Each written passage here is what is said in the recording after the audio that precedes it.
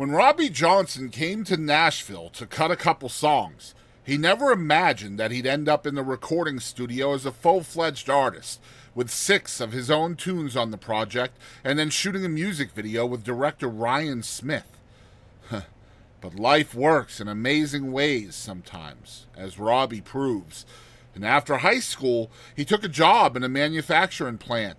The equipment noise was deafening, but against the 110 decibel background levels, Robby could sing as loud as he wanted to on his shifts. His destiny finally took form one Christmas when he received a paid demo session as a present. The experience changed him forever. It was the first time he realized his voice might be special and that his songs could affect those who heard them. In 2012, Robby decided to come to Nashville and cut more songs. So strongly did he believe in his dream that even when the company where he worked as a manufacturer's sales rep refused to give him time off, he took a leap of faith and moved to Nashville. And that's where he is today. And we have Robby Johnson here on the Boston Chris podcast for the very first time, chatting about his brand new single, If Barstools Could Cry, and so much more about this incredible story of perseverance, of luck, of one badass wife, and even more that helped him on his journey to superstardom, to country music awesomeness, and excited to get into it with Mr. Robby Johnson right now. Let's go! It's time to jive. It's time to mingle. It's time to see what everyone's drinking. It's time to jive. It's time to mingle. It's time to see what everyone's drinking. Until we all lose connection.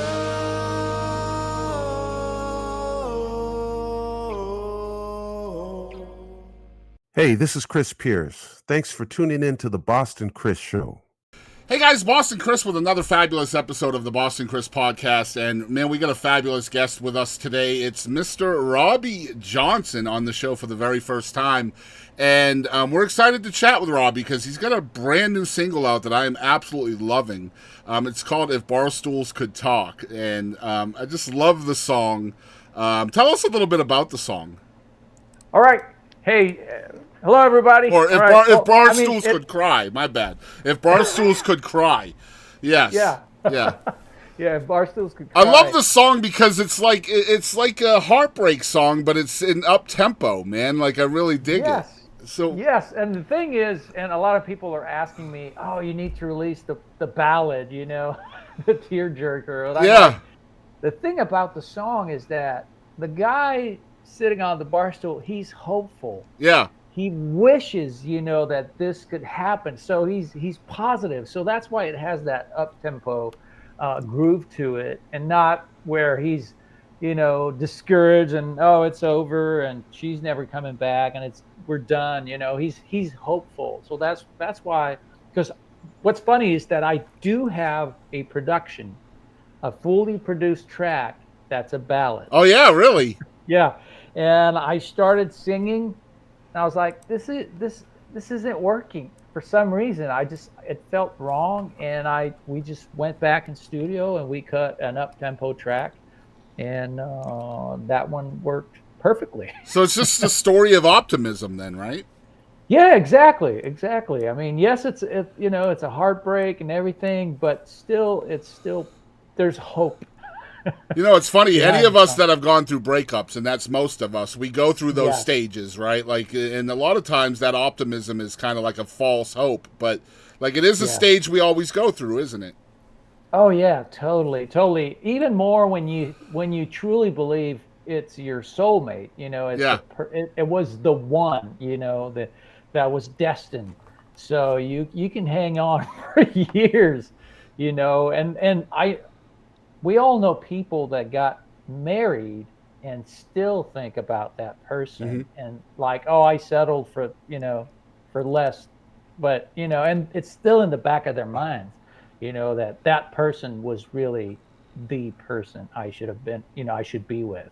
Yeah, and I love the title of the song, even though I did mess it up at the beginning. I love the title just because it's a great simile, right? Like, just to, if Barstools could cry, like what would, or what would happen then, right? So, were you part of the writing team on the song as well, or?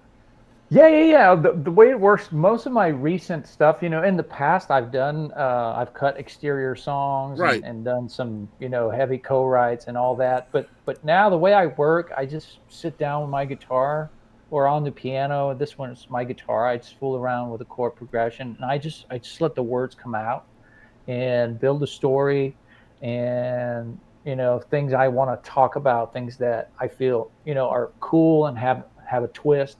But then I sit down with my buddy Danny Rader, producer, and he's a co-writer on the song as well, because what he brings to the table elevates the song. And oftentimes I will change the lyrics, I will change the approach, and move things around. And sometimes he will come up with lyrics or different melodies and all that. So most of the things we do together, he's a co-writer on it. But it usually starts with me by myself, coming up with the hook, the ideas, and the basics of the song. So basically, I wanted to ask you about your songwriting process and whether or not, like, does it start more melodic? Is it more lyrical? Is it like all over the place, one or the other? It can be any of them, all of the above. It's all the above, all over the place. Sometimes it starts with a melody, and then sometimes it starts with a hook with lyrics. And it's funny, it's crazy how it feels like only, one set of words can fit with one melody, and vice versa. Sometimes, when you want to say something impactful, it has to go with the lyrics. Long neck, ice cold beer never broke my heart. I mean, there were no better way to say it than how Luke Combs did it. I mean, if you want to say that in a song and make it impactful, that's exactly how you want to do it, So, or, for instance, Let It Be, Beatles. Yeah. I mean, he came up with a melody, threw some words on it as a keeper, scrambled eggs, and then it's just made it what it is. Yeah. It's huge. It's kind of like that syllabic rhythmic, right? Like of the words, like just the way everything flows together. And for you as a songwriter, you can hear that in a melody, whether it's through your piano or through your guitar. That's pretty impressive, man. Yeah, it's really impressive, and we speak. Yes, we're using words, but most of it is intonations. Yeah. And that's what we pick up. If you're excited, if it's a question, it's a different bend, it's a different volumes, and all the dynamics change depending on what you're trying to communicate. And so that's why, sometimes you hear an instrumental and you feel something out of it, because it's really communicating with you. And great players, great songwriters, they find the perfect words to match the perfect, the melody. It's just so in sync.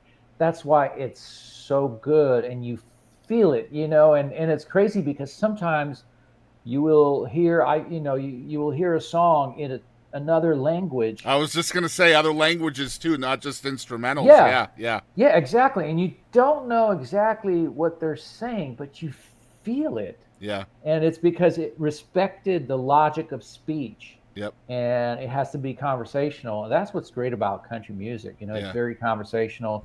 So, and it really, that's why country sounds like country, because it's more, day-to-day live conversational. It's more, storytelling. So it will impact how you can sing it, of course. So yeah, I love that. It's a really smart way of looking at it, right? Like, I mean, all music is about feel. I think like a songwriter's ultimate goal is to make another person feel something, right? I mean, yes, that's the ultimate in music and any art, really. I mean, if you create something, you want to be able to make somebody feel something. So it's all about that feel. But just the way you put it into words and how your brain kind of navigates through the creative process is so interesting to me, man. I've been stewing on this all week and really excited about chatting with you again. In case you guys didn't know, Robby and I started this interview a week ago. You guys might notice we're wearing different clothes, and if anybody didn't notice, but we had some technical difficulties, and Robby and I are back, and but let's chat a little bit about your upbringing, man, because it's so much different than the prototypical Nashville country star. You're from a small town in Quebec, Canada, correct? That is correct. And that's crazy. That's awesome. Yeah, well, I mean, the thing is, my grandparents, my aunts and uncles lived in, are from Quebec. They're natives from Quebec, province of Quebec, French-speaking province. And there was a time, I don't know if late 60s, 70s, but there wasn't any work up there in Quebec. So a lot of families moved to New England. Okay. From French-speaking people went to New England in the U.S. and also, so my grandparents moved to Hartford, Connecticut with my aunts and uncle. However, my mom she had already started her family in Quebec, and so she stayed behind. And that's why we're not Americans like all my cousins are American.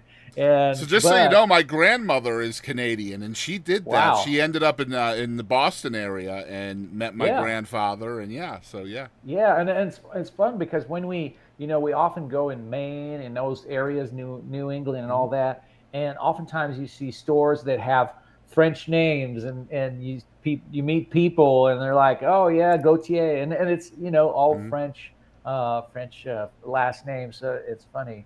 But yes, I mean, and the thing is, my grandparents and my aunts and uncle being in Hartford, Connecticut, so every, long weekend, summer, holidays, we would drive and we would go to Hartford. And so I spent my youth in Hartford learning English, falling in love with the culture, and, just keep going back home in Quebec. Me and my brothers, I have 3 older brothers, and we would just watch American television. The music was American music. The movies we'd watch in English. So everything was like American. And I got to say, I was practically raised by American television. So how were you exposed to country music? Because for everybody in the United States, Connecticut is north, but for you, that's south, right? Yeah, that's south. I mean, there's country music, and being over there a lot, of course I got some country music, and my mom loved country music as well. So I got and it's funny because in Quebec you have like the crossover, like the Dollies, the Johnny Cash, John Denver, mountain music, the big crossover hits, you have them there, and all the artists, like Garth Brooks, but some songs don't cross the border, which is crazy because it's the most epic songs, like Amarillo by Morning. Not a lot of people in Quebec know that song, and it's like one of the best songs ever. So best country songs ever. So it's kind of crazy, but still I got influence. And growing up, I was listening to all genres of music, pop, rock, classic rock, country music, and all that. And it's only later in my life that I rediscovered country music. And I guess because I was at an age where I could fully understand, the lyrics and, the weight of the lyrics and connect with it at a deeper level, right? Than just when you're a kid and you're enjoying That's the difference between the hearing train a beat. Song and listening to a song, right? Exactly. Yeah. So when you're a kid, of course you're going to follow the train beat and you're going to love it. Yep. But then, the words, what's behind the words, and the life and the feelings and everything, the emotions. So I rediscovered, and it's funny, I was in Hartford with my cousin Steven, and he had his player, and he was listening to music, and like, hey, have you ever heard this guy? Like, oh, okay, let me listen. And it's that singer is talking directly to me, and he makes me feel so special. like I'm the most important person in the world, and that was a life-changing experience. That was Garth Brooks. You know, he had this way, and it's funny because I had a vocal coach. I went to see a vocal coach a few times. She's passed now, but and she had lessons with Garth Brooks. She did a few lessons, but then he took off like crazy, and she never saw him again. But still, she was like, Garth, it was really important for Garth to, when he sings a song, how can I change people's lives with this one song? And he was going in the studio, he was going on stage live with always that approach. How can I change the people's lives with this? And you can hear it in the music. And Yeah, so it really, and Garth's vocal delivery, right? Like I was a fan of Garth as well growing up, and yeah, just his vocal delivery was second to none. And yeah. I definitely hear that in your sound as well. So Oh, thank you. I can Well, hear he's a the major influence. influence. No, Oh yeah. yeah, I mean, that's one of the things I have on my outline is just your vocal delivery of your songs is it's very similar to Garth and some other people from that era as well, like McBride and the Ride and some of those other edgier bands, from that yeah. era. So I definitely see the influence there. Oh yeah, totally, totally. And it's funny because 50th CMA Awards, I'm there and I'm sitting not too far from here on the floor, Wow. and I got tickets of whose tickets were they? Someone went to the World Series for the Cubs. Um, I don't remember, but I got his tickets. So I took the tickets and I really enjoyed it. I wasn't worthy of sitting there, but still, they gave me the tickets. So I was Right. sitting, I was like third row. It was crazy. It was Wow. insane. And I Yeah. had so many people call me, sending me texts like, "Hey, you're on TV. What the hell? What are you doing there?" Like, yeah, yeah, I'm big, man. I'm big. Sitting in you know, Garth's seat, right? yeah. But and during a commercial break, I just got up, walked up to him, bowed to Trisha, and then he got up, took off his hat, he grabbed my hand and held Wow. it for a minute and a half. And he didn't pull out a Sharpie to sign something. No, he was like, "How are you doing?" Mhm. And I told him, "Hey, you're the reason I'm in Nashville. I'm trying to make it, here in Nashville and all that." And he's like, "Okay, do you have a family? How are they doing? How are they coping with that? And Mhm. it was crazy how he was. It's like he got up to talk to me. It was like Yeah. the other way around. It was so He's cool. I've heard a million stories that are awesome about Garth, but I got one of my Yeah. own, man. I want to say like late '90s, maybe early 2000s. I took my parents out to Nashville for the 75th anniversary of the Grand Ole Opry. My dad had never been, and Wow. so I thought it would be cool for my dad to see that. And so we went to the Alabama Grill at the mall there, Yeah. and went in there just to have some food and stuff. And the first part of the story is pretty funny. Joe Nichols was bartending. I shit you not. Whoa. Right, so this was before he went big. He had a couple of songs on CMT at the time, but this was before the Wow. major label stuff that he did. But anyway, we're sitting there, and literally Joe Nichols is serving us drinks. This is like a different frickin' right, like Yeah. simulation or something, right? But we're Yeah. sitting at the bar, and we swear to God, there's Garth Brooks sitting on the other side of the bar. Whoa. And like literally, we know he's in town because he's performing at the Opry later that night when we're going, Okay. right? Yeah. So we're just like looking at him and looking at him and looking at him. And finally he looks over at us and he notices us looking at him, right? Yeah. And he goes, "The answer to your question is yes." And he goes back to his drink. Yeah. Oh my God. That is so funny. Yeah.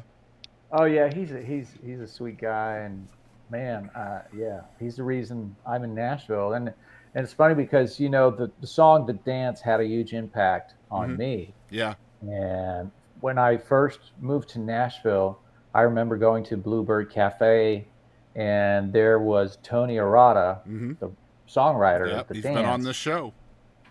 Yeah, I Yeah. mean, and his version is incredible Yeah. as well because he does a little different in the melody wise, and it's really, really good. And I really love his version.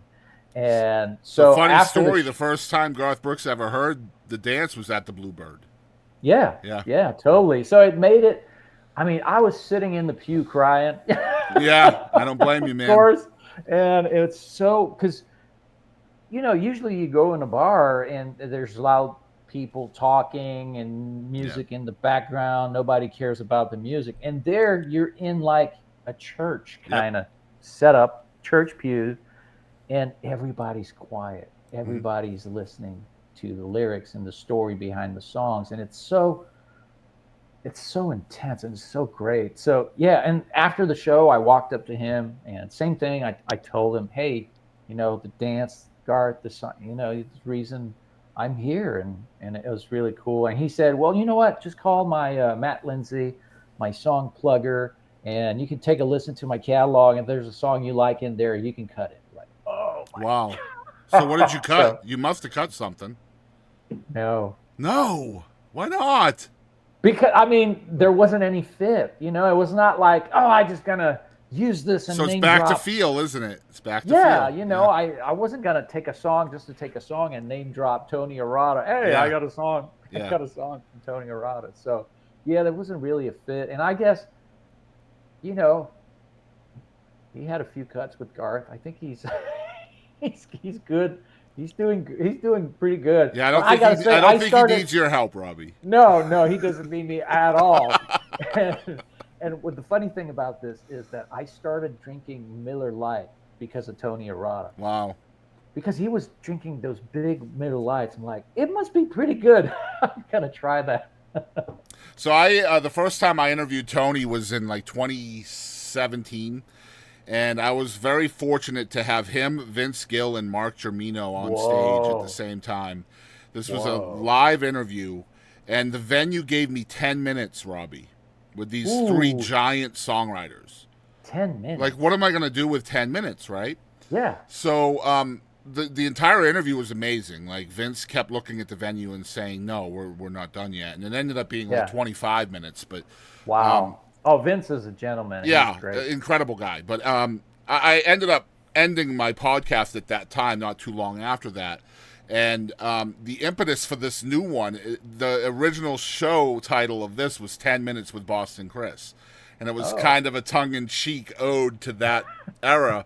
And, like, every episode was going to be, like, over an hour, right? And then people would be like, if it's 10 minutes with Boston Chris, why is this 70 minutes? Right? But so, one of the first people I called when I decided to start doing this again was Tony, of course, right? And I was like, dude, I want to do Tony, and longer than 10 minutes. And the reason why I started is because Mark had just passed away a couple of weeks before that. And so those three guys, Vince, Mark, and Tony, I only got 10 minutes to do all three, and I wanted to redo them one-on-one more in depth.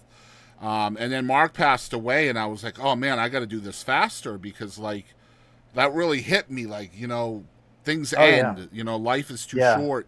And so I called Tony, and I said, man, if I do this, will you come on? Will you? And he was like, absolutely. Just name the date. I was like, oh, my God, this guy's a giant, dude. Like, you know what I mean? But, yeah, that was the impetus for this, man. So he's helped both of us in similar fashions. Wow. Yeah. And Vince saved one of my songs. Oh, yeah? Yeah, I have a song on my project, my album, Don't Look Back. The song is I Ain't the Guy. And so we cut the song. I co-wrote the song with some lovely ladies. And, I mean, we're mixing it. I worked the project with James Strout, and the mixer was Julian King. And we're just mixing it. Nothing's happening. I mean, it's not working. The song is like, we don't know what it is. It's like move faders. It doesn't change anything. It's incomplete. It doesn't feel right.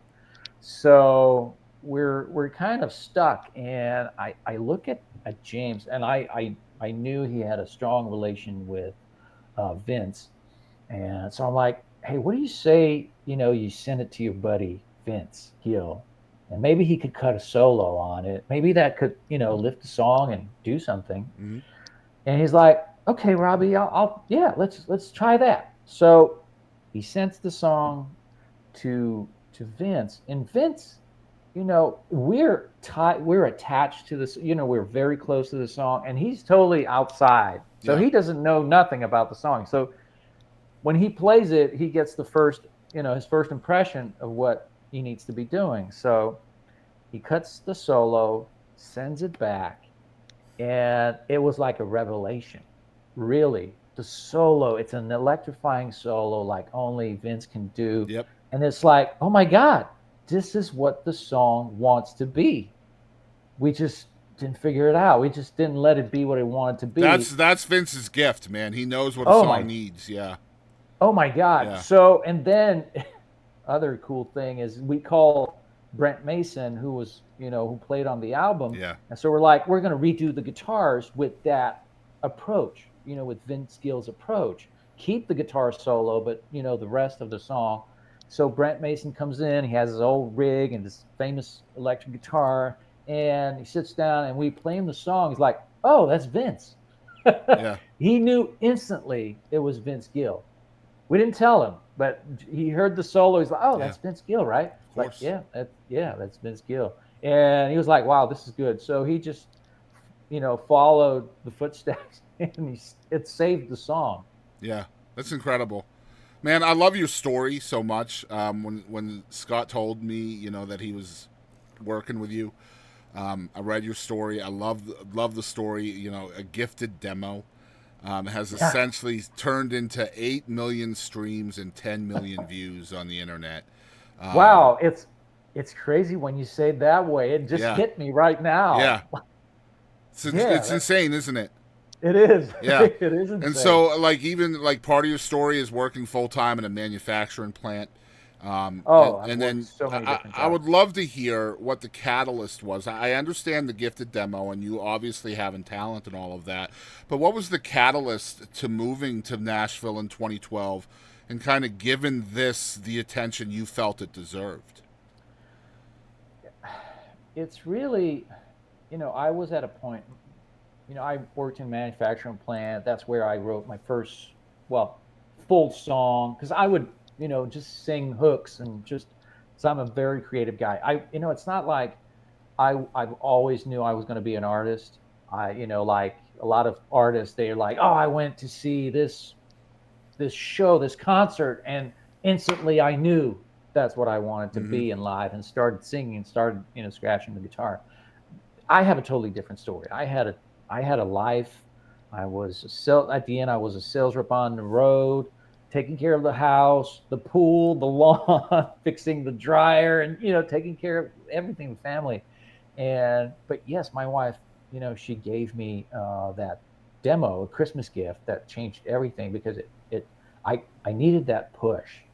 But what made me move to Nashville, and I wasn't happy. I wasn't healthy. I wasn't eating right. I wasn't fit. And it's just like, let's do this. And also, one of the reasons I moved to Nashville is it's another crazy story. Celine Dion's brother, Jacques Dion, Okay. I don't know, it's crazy because there's a singer-songwriter that I wanted to collaborate with because I love his melodies. It's like, I'd love to work with this guy. So my girlfriend, now my wife, she reached out, she, searched on Google, and she finds this guy, Jacques Dion. She doesn't have a clue who the guy is. And she just reaches out to him. It's like, hey, we're working on a project, we're starting this from scratch, and we don't have the experience, and we're like, how can we get in touch? It's like, wait a minute, what's your story? It's like, okay, can I meet with you? Like, Yeah. okay. Wow. So she drives a couple hours to meet in between. They stop in a cafe, they're having this conversation, and he's really interested in the project and all that. And then he goes, oh, listen, in the speakers. It's like, yeah, it's Celine Dion. So, well, oh, you don't know? It's like, what? What do I don't know? Well, she's my sister. Like, oh my God. So he got involved at the very beginning of my story. He got involved and reached out to Renee, Celine's husband Yeah. and manager, and Renee reached out to Sony Nashville and everything and arranged a meeting with Jim Catino, who was the big A&R at Sony Music Yeah, Nashville back in the day. And so go in a meeting and with Jim, and he explains, it's very, Robby, we cannot help everybody. There's thousands of artists that come to Nashville each year to make it, Mm-hmm. and thousands that just go back, and we can't help everybody. So we help the ones that truly believe that they are committed 100%, that this is their life now, is to make it in the music.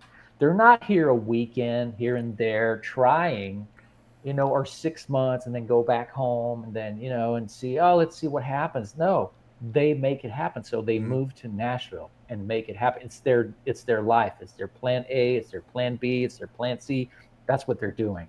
And that's the kind of artists that we help. Yeah. So it's like, oh, so if we're serious about this, we moved to Nashville. So that's what we did. We moved to Nashville and committed 100%.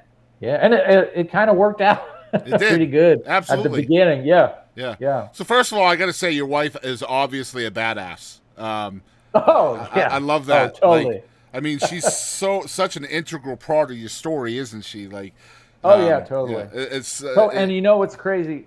Other crazy is, I was working on the project with Jimmy Nichols.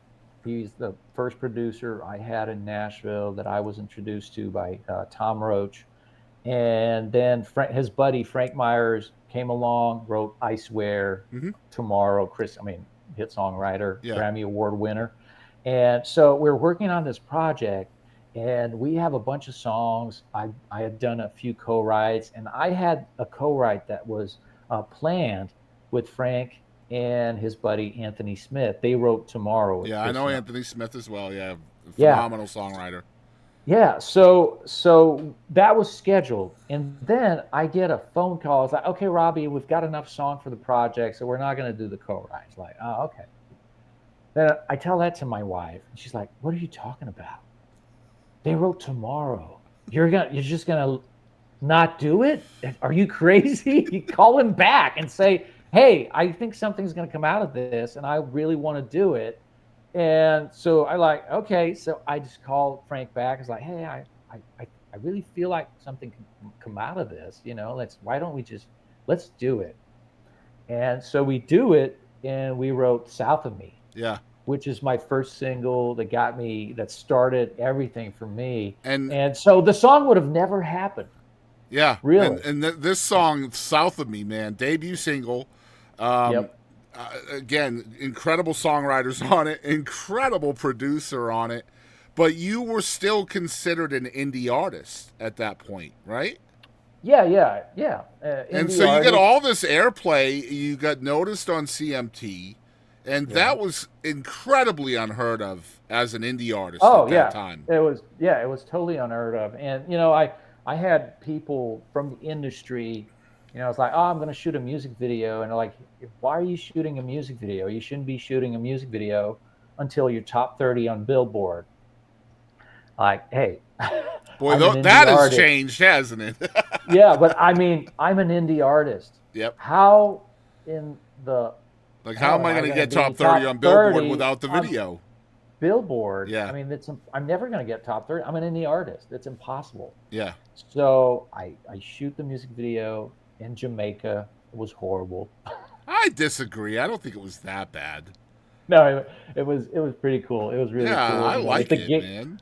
With the crocodiles and everything. It was like, oh my God. Swimming. We're in the water. It's like, hey, you got to watch, maybe you got to be careful. Because sometimes, they're in the rivers, but sometimes they go in the sea. Yeah. When they're hungry. Yep. So you got to be very careful. But still, we shoot the music video and release the song to the radio, and the single is climbing the charts. The music video is feeding the radio because the music video is going viral and people are digging it. and even had some people say it was, uh, they called it visual Viagra. That's I how they get it. called it. No, It I was get it. weird. Yeah. And I had that swagger, going. And Ryan Smith, who directed it, I mean, he directed music videos for Jason Aldean, Eminem. I mean, Hmm. Avril Lavigne. So many. I mean, the guy has. I think he has the most top one retired music videos on MTV. Wow. That's how good he is. So we caught lightning in a bottle, and it just went viral, and everything happened with that song. And it almost never. If my wife wouldn't have said, "Hey, call him back and Hmm. say you want this co-write," I wouldn't be here, I So that guess. entire time in your life had to be pretty damn surreal, coming from a manufacturing Oh, plant, like in your background, and like, I mean, I was totally green. yeah, I had no experience in the studio. I had no experience on a stage. I had zero. Yes, I mean, not really. I sang in front of people, friends, family, really family, but never. I had never done a gig where it's people I don't know. right, Never done that before. So everything I was learning, and that's the attitude I had coming in Nashville. It's like, hey guys, I'm here to learn. I'm not here to show anybody how to make music. I'm really here to learn, and I don't have an ego. And sometimes it works against me. I really don't have an ego. mm-hmm. You can tell me how bad I am, and I'll just take it and say, "Oh, how can I be better?" And Mm-hmm. I'm not going to take it personal. I'm like, "Hey, I'm a team guy, so anything to make the team go forward, I will share, and I want people to share with Yeah. me." And one thing that's important about not having an ego too, I'm sure you're aware of this, is just two things: being malleable, right? Being able to be Yeah. formed and molded. And number two, always understanding that there's going to be people better than you. And I Oh mean, yeah, that's just the way totally. it is. If you have an ego, you don't actually grasp that concept ever, right? So Yeah. I feel like your learning capability diminishes when you have an ego, and you can't you will find it very difficult to grow beyond what you have become because of that. And yeah, I love the fact that Oh. you know that, and that's a strength. Just being malleable, being moldable, and Mhm. understanding that there are people out there I can learn from, no matter how much I Yeah. learn myself. Right? You know. And even people that made it in the industry, oftentimes you will find out that they don't have a huge ego, Right. and they're open to suggestions. I've worked with different producers, and of course there are some guys that are like, hey, how many number one hits do you have? Mm-hmm. Who are you to come and suggest something? I know how it's done, and you just sing. Mm-hmm. It's like, oh, okay, it's my song. I'm Right. going to be representing the song. But you have some producers like, oh, okay, and then they challenge you without feeling threatened by what you're suggesting, and you're like, hey, what if we did it this way? Mm-hmm. And it's not like, it's like feeling threatened and saying, no, no, no, no, we're not doing that, or having to go, oh, and suggest the opposite, so they come up with the other idea that you really I wanted love in it. the first place. Oh, that I can't do that. I Yeah. I I don't want any of that crap. Great stuff, I man. don't want to deal with that. Yeah. So, but it's great, to work with these like Danny Rader. He's amazing with this, and sometimes I come up with crazy ideas, and still he tries it, and sometimes it works, and sometimes it's like, I told you, Robbie. Yeah. Yeah. Okay, I'm learning. Come on, let's try Yeah, but stuff. you're gonna fail on every shot that you didn't take, right? Oh yeah, So I exactly. mean, I don't shoot your think shot, man. Yeah, I don't think the Beatles came up with all of that without Yeah, trying that's stuff. right. And David Bowie, I mean Prince, I mean Hmm. they were trying so many things, plugging things where it's not supposed to be plugged, and And you know all of them have bad songs, even the Beatles, man. Like yeah. you listen to their catalog, sometimes you'll just hit into one and you'll be like, "Wait a minute, Whoa. no." It's But I like mean, I biting was into a bad apple, right? yeah, and I remember struggling, sometimes, and saying, "Hey, we this is a very simple chord progression. What if we throw something in?" It's like, "Oh no, because radio and the listeners, it needs to be simple, sing along, blah blah blah. It's Mm-hmm. like, well, the Beatles did it, and they're pretty good. It's Mm-hmm. like, why can't we try it? And But here's a yeah, question for you. You know, the radio kind of ruled the way for the music industry for a long time.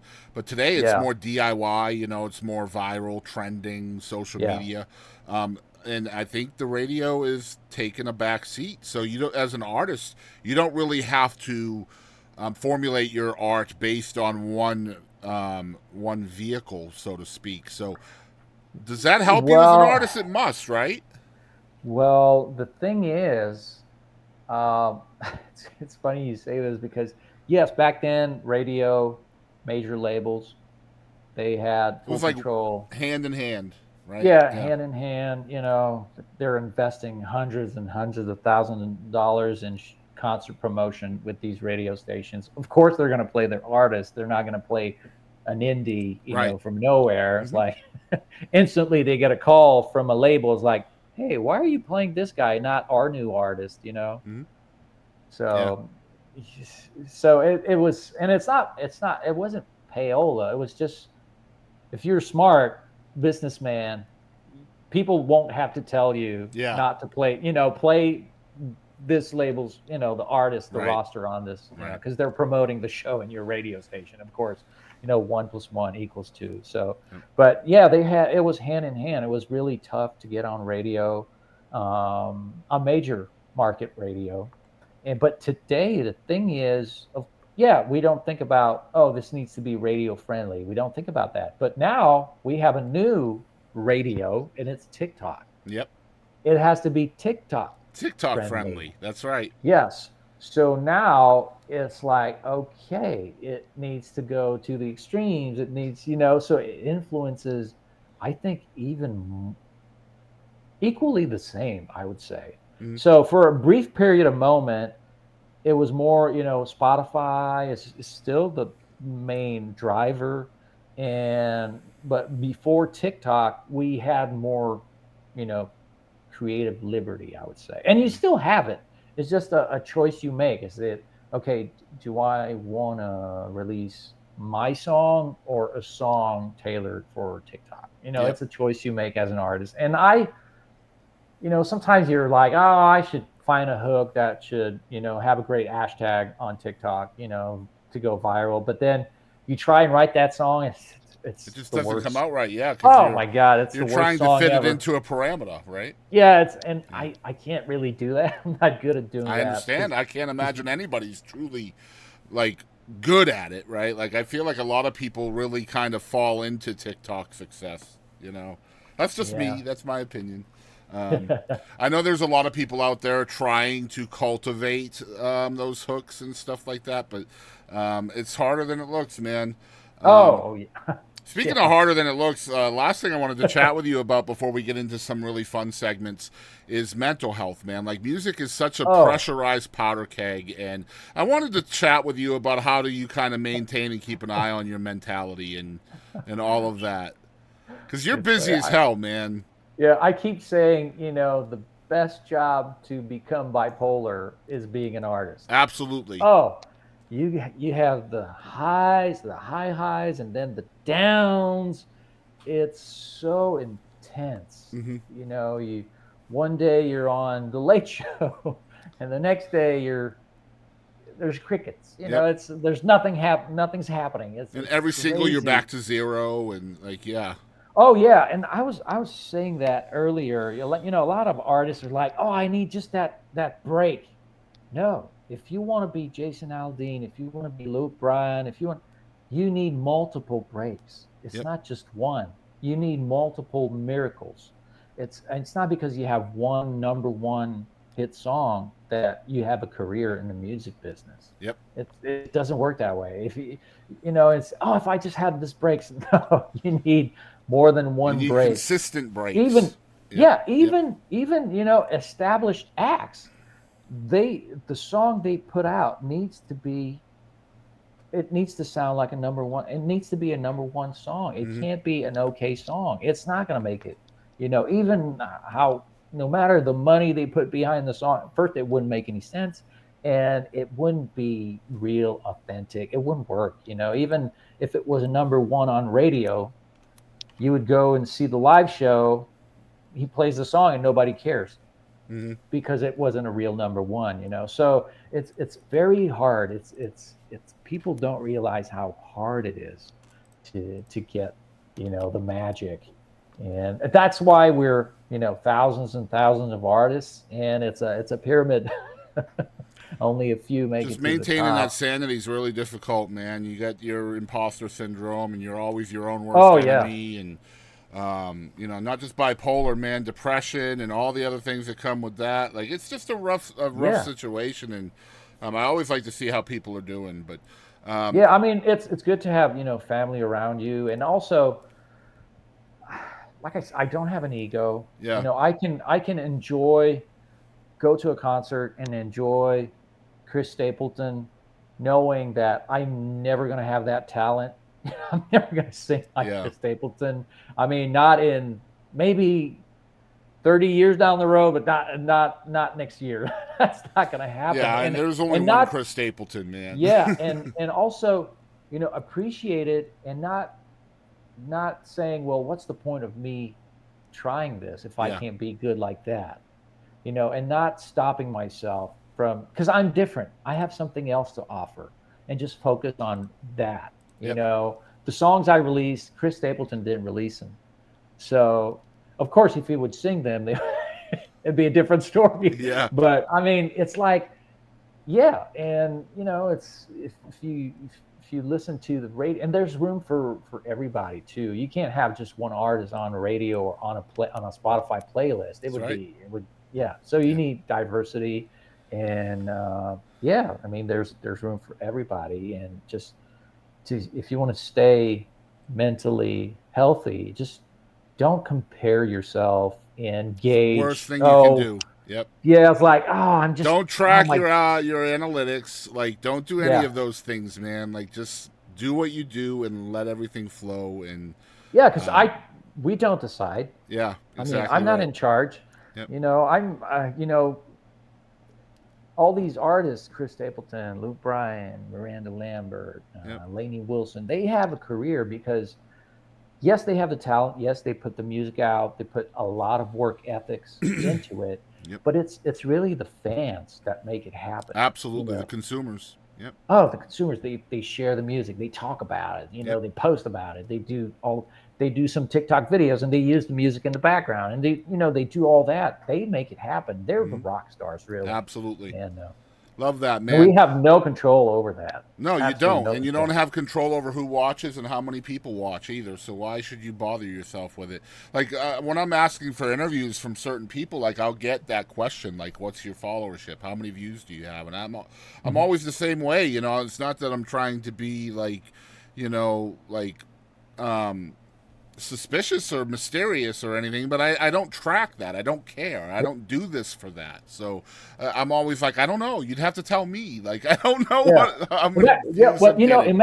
imagine, let's say Scott sends me the invitation, Yeah, you know, to do the podcast, the Boston Chris, and I try to look at your numbers, and I'm like, no, yeah, no, I don't want to do it. But not knowing that this interview, something happens in this interview right, that's magical, and it goes viral, yeah. And and it becomes, honestly, all the interviews are you never magical, know. man. To be Yeah, completely honest, because every person has an incredible story, and that's why I love doing this. I don't do it for 100,000 views or whatever it is, but if that happened, great. That'd be cool because that yeah. means more people are hearing the incredible stories, right? But what things do you enjoy doing outside of music? Outside of music, I love boating, fishing. Really love that. Family activities, going to the movies. You know, real down to earth stuff, fixing stuff, building stuff. I have a camping trailer, and there was four bunk beds in the front of it, and I just tore it apart. I made two beds and some cabinets, and I remodeled the whole thing, and I had a blast doing it, making all the cabinets on my, not buying cabinets and Yeah, putting in there, building the building them. cabinets, Yeah, the doors, and everything. So that was a lot. I'm handyman. So That's I awesome, really man. You're love doing living my that. YouTube algorithm, is what you're doing. Guys, we've got Robby Johnson here on the show for the first time, and we're going to have some fun with Robby right now. This is the having fun segments. A lot of people will click right to this area, so this is a lot of fun. First one is called Did You Know? Can you tell us something that your fans don't know about you? Okay. Did you know that my first language is French? Maybe they knew, maybe they didn't know, but yes. So I speak fluent French. Okay. And do you release music in both? I did release a French album, and it's out there. You can find it. Oh, I'm going to have to check that out. I love that. Okay. Next one is called Mount Rushmore. Mount Rushmore is 4 of the best presidents in American history. But for you, who is on your Mount Rushmore of most influential artists? The 4 most influential artists to you. Okay, Elvis Presley. I'm pretty sure everybody has Elvis Presley. I can't imagine not, having Elvis Presley on there. Breaking the boundaries, and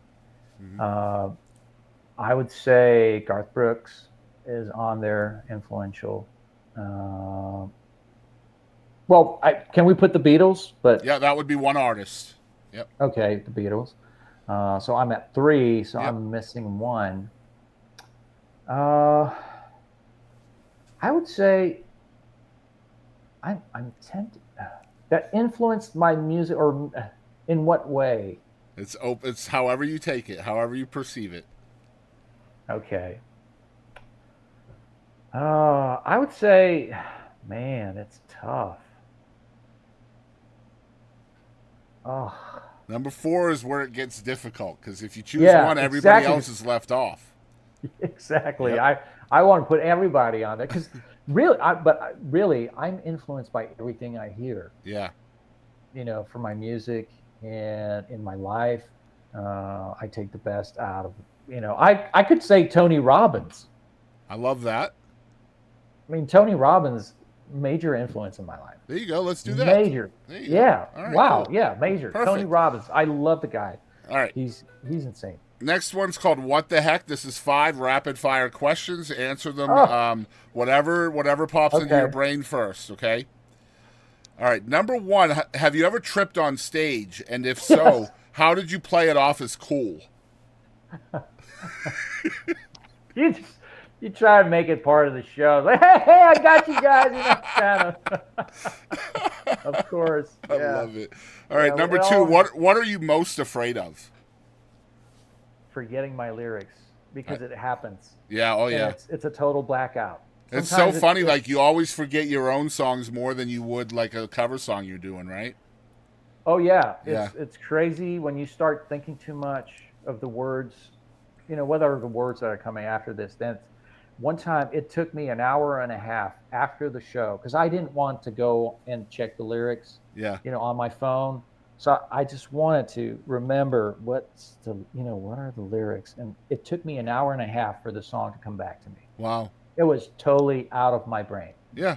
Well, I mean, you have a lot of lyrics in your brain, so I can kind of understand that.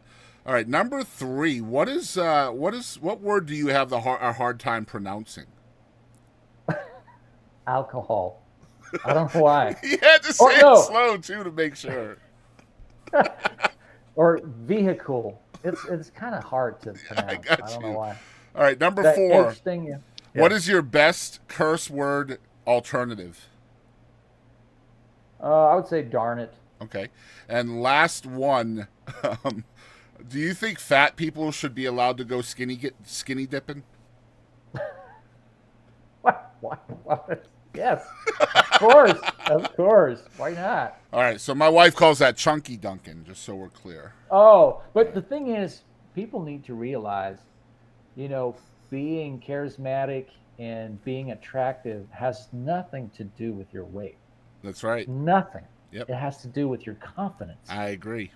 And even the looks and everything, it really has to do with what you portray and your confidence, and are you smiling, and if you're, say you're I don't know, you're embarrassed, we're gonna feel it. It's gonna create an awkward moment. But if you're totally in, it's like, yeah, man. And confidence is important there too, because I feel like, especially today's era of social media, the weight is an easily attack for people that are trolls on the internet. And if you're a confident person in yourself, regardless of what you look like, those people don't matter to you. And you're winning, man. You're winning.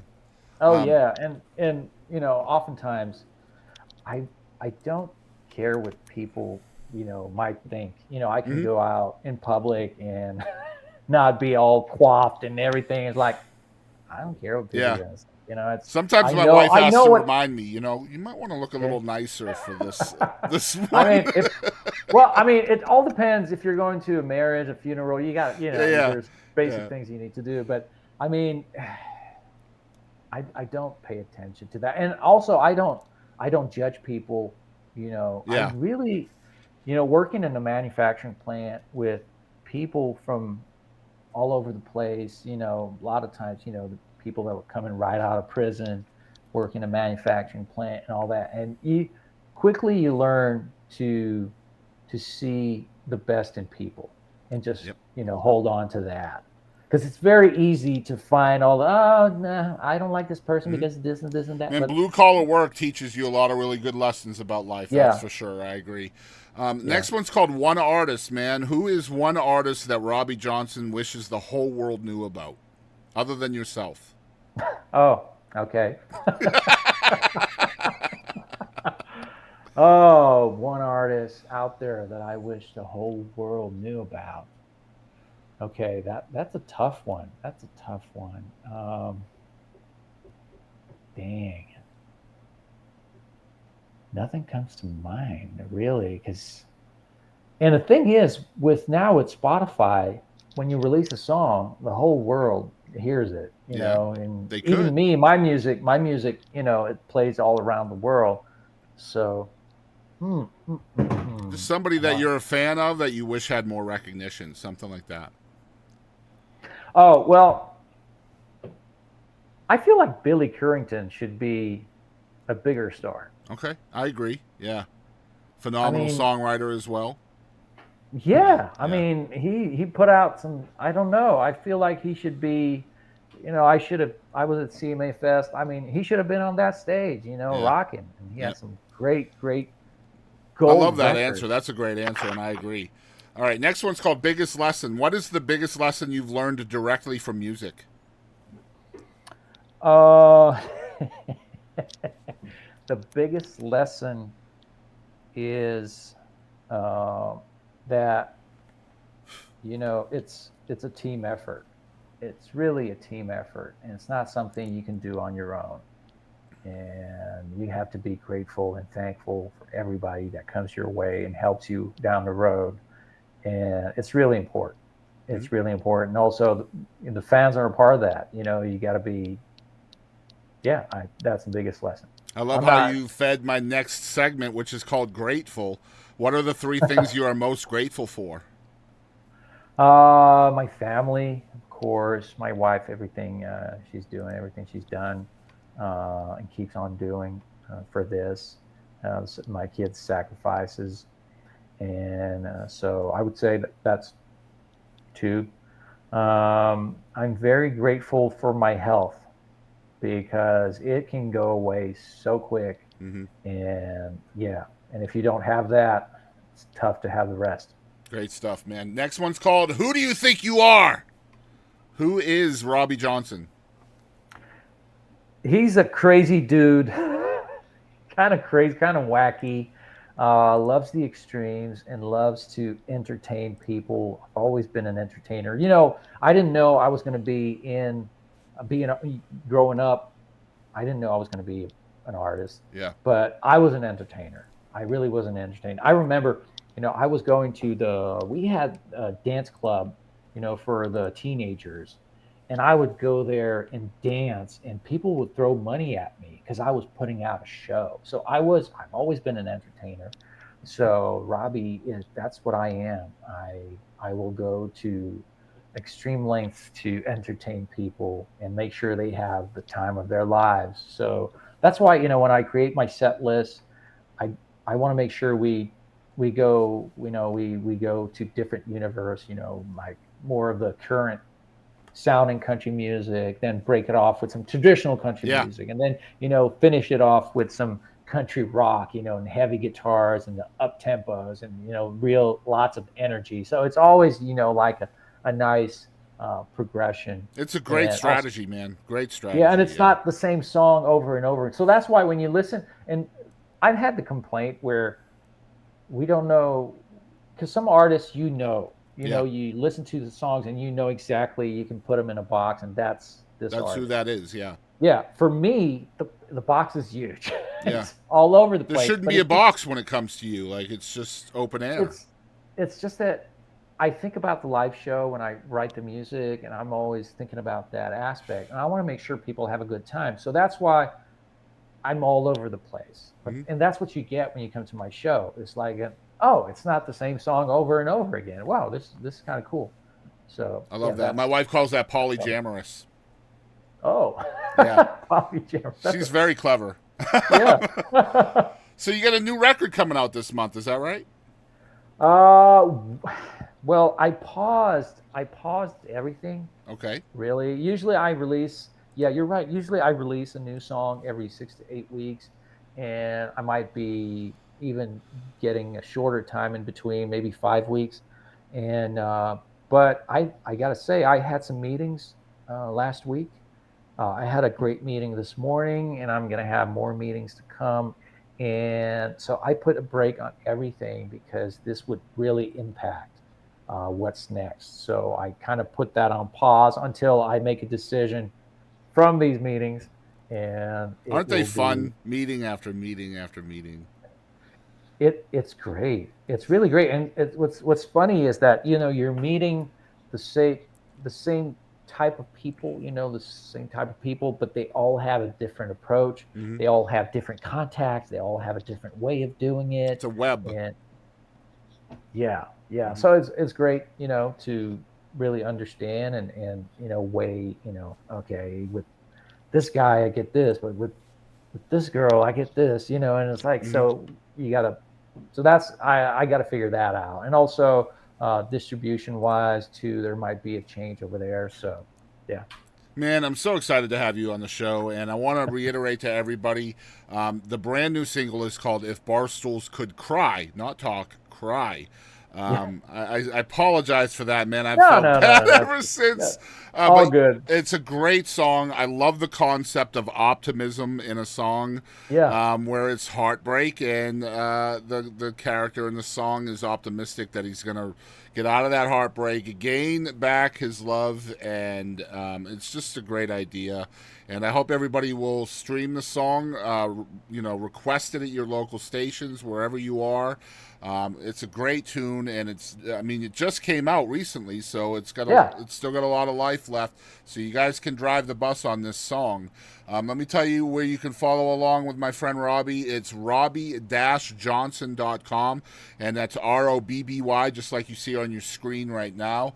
And social medias, the TikTok is Robby Johnson Music. The Instagram is the same as that. It looks like it's pretty much Robby Johnson Music everywhere. X is just Robby Johnson.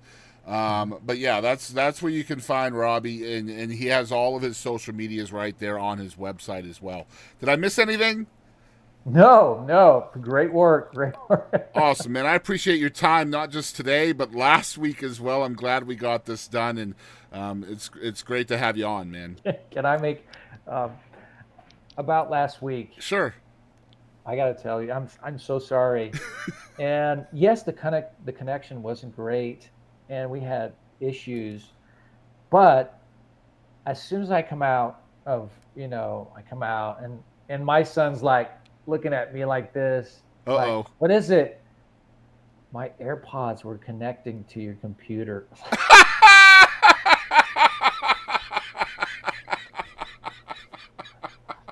He overrided your Bluetooth.